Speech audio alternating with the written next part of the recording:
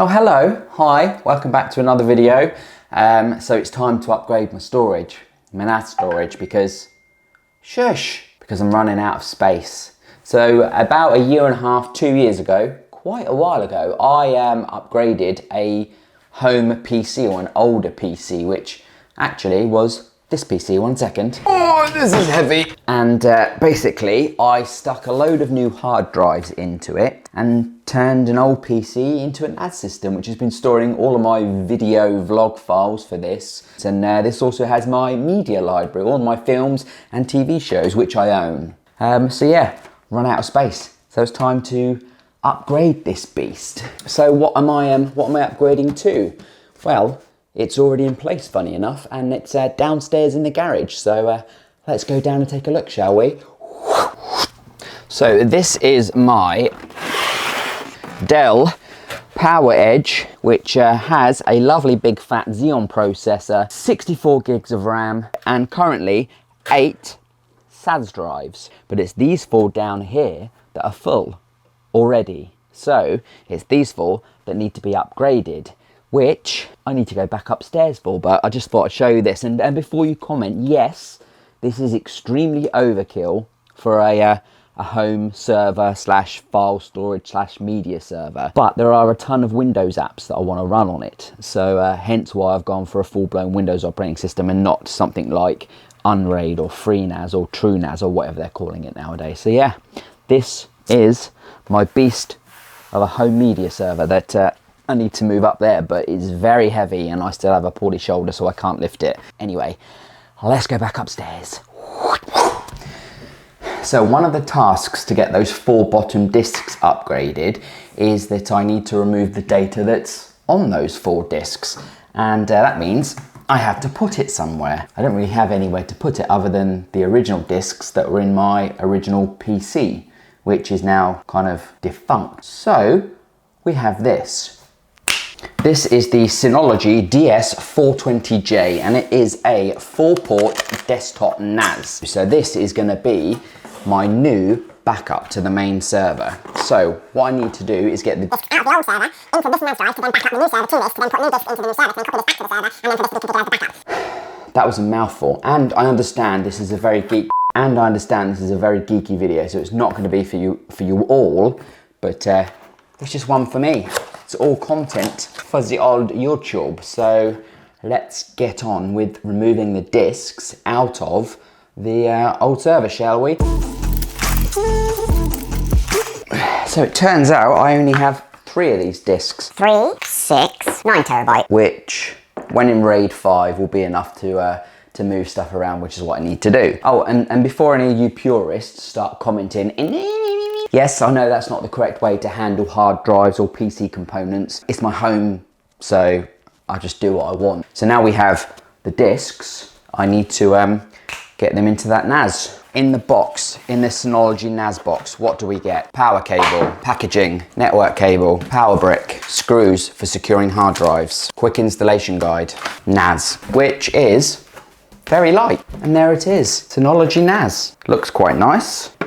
Plasticky, feels a little bit flimsy at the bottom, but it comes with 2 USB 3 ports, a network port, and power in. Now there are these 4 thumb tight screws, which you can undo with your thumb because they're thumb tight. And there we have our 4 hard drive bays. So it's just a case of securing the hard drives into the bays, and then we're good to go. Okay, so disks in, so let's get it booted up now, shall we? Okay, I'm going to sit this down here under the desk for now. As I said, remember, this is purely just to get me out of a hole, to move a bit of data around, and then it's going to be a backup box. Now that the NAS is connected, what I need to do is go to my firewall and look in my DHCP table to find the device. Now Synology do offer a download tool to help you find the device on the network, but it's much quicker and easier for me to just go to my firewall and get the information because I'm a geek and I know these kind of things. There we have it. Synology, welcome, setup, blah, blah, blah, install disk spacing manager. Okay, I'm going to install you. I understand the risks. Okay, let's go. Let's do it then. I am doing it. Well done. Keep up the good work. So you might be asking yourself, we're watching a video of you, Scott, but we can't hear anything. Why can't we hear anything? That's because shortly before I pressed record on that, I knocked my camera over. What I didn't realise is that I'd snapped the head off the microphone jack. So that whole section there of me talking, telling you what I was doing, setting up the NAS, pointless. But basically, what I did,